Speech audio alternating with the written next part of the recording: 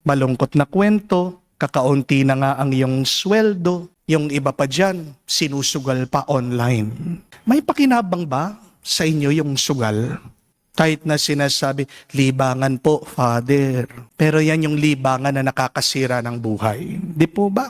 Naglalaro ka para mawala yung stress mo. Pero pag naubos ang pera mo, stress na stress ka. Isipin nyo yun. How about worry? It is also a kind of work.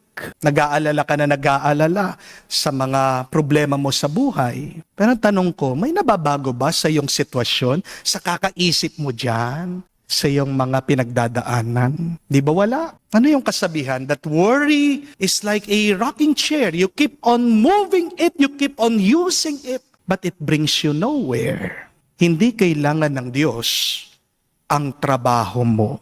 Ang kailangan ng Diyos, ikaw, kapatid. God wants you. You are enough for God.